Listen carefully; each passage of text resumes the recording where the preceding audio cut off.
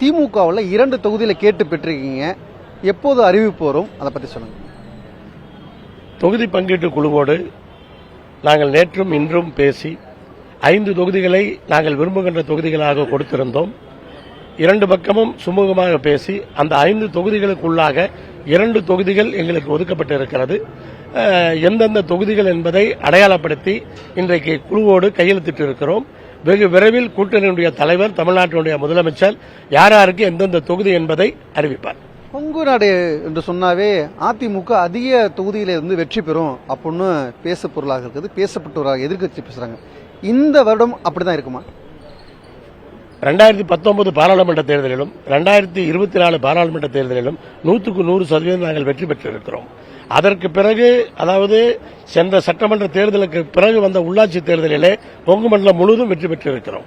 ஆனால் இந்த தேர்தலுக்கு பிறகு ஒரு மிகப்பெரிய ஆச்சரியத்தை நீங்கள் பார்ப்பீர்கள். இந்த கொங்கு மண்டலம் எங்கள் கூட்டணியுடைய கோட்டையாக நீங்கள் காண்பீர்கள்.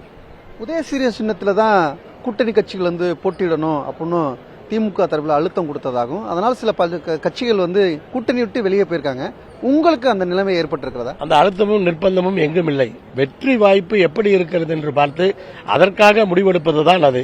5 ஆண்டுகளுக்கு முன்பே நான் உதயசூரியனிலே போட்டியிட்டு 5 ஆண்டுகள் பணியாற்றி இருக்கிறேன். சட்டமன்றத்திலும் தொகுதியிலும் இன்றைக்கு சிறப்பாக பணியாற்றி இருக்கிறேன். எந்தவிதமான அழுத்தமும் எந்த நிர்பந்தமும் எப்போதும் இல்லை. மக்களுக்கு நல்லது செய்வதற்கு ஒரு பிரச்சனையாக தெரியவில்லை. ஆனால் நான் நினைப்பது எல்லோருக்கும் பொருந்தும் என்று நான் சொல்லவில்லை. என்னை பொறுத்தவரை அது ஒரு பிரச்சனை இல்லை. எப்பவுமே களம் வந்து சரிசமமா இருக்கும். ஆனா இந்த வரக்கூடிய 5 ஆண்டுல வந்து திமுக வந்து வெற்றி பெறணும், கூட்டணி கட்சிகள் மற்ற கட்சிகள் கூட்டணி அதிகமாக இருக்கிறதா பேச பொருளாக இருக்கிறது. ரியாலிட்டியாவே களம் அப்படித்தான் இருக்கா? இல்ல, இது வந்து எப்படின்னா, இந்த 5 ஆண்டுகளில் செய்யப்பட்ட திட்டங்கள் அது மக்களுக்கு சென்று சேர்ந்த விதம் இதுவெல்லாம் அப்படி பார்க்க வைக்கிறது.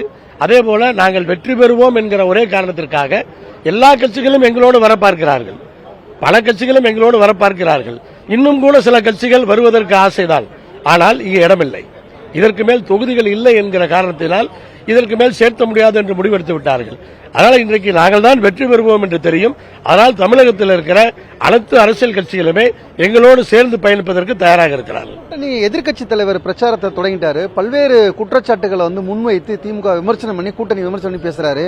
அங்க வந்து கூட்டணி கட்சி தலைவர்களுக்கு உரிய மரியாதை இல்ல, கம்யூனிஸ்டுக்கு உரிய மரியாதை இல்ல, விசிகாவுக்கு உரிய மரியாதை இல்ல, ஒரு தேமுதிகவுக்கு அங்க வந்து முக்கியத்துவம் கொடுக்கப்படுகிறது. இப்பெல்லாம் பல்வேறு விமர்சனங்களை முன்வைத்து பேசுறாரு. இதை எப்படி பாக்குறீங்க? அவர் அங்க இருக்கிற கூட்டணிகள் கட்சியை பத்தி அவர் கவலைப்படட்டும்.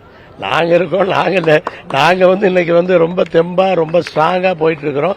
ஆனா எங்களை பத்தி அவர் கவலைப்பட வேண்டிய அந்த அவசியம் இல்லை. கொங்கு நாடை பொறுத்தவரை கொங்கு நாட்டு பகுதியில் அந்த சுற்றுவட்டார மாவட்டங்களில் அதிக தொகுதிகளில் திமுக கூட்டணி வெற்றி பெறும் சொல்லியிருக்காங்க. புதிய தலைமுறைக்காக ஒளிப்பதிவாளரோட செய்தியாளர் ஆனந்தன்.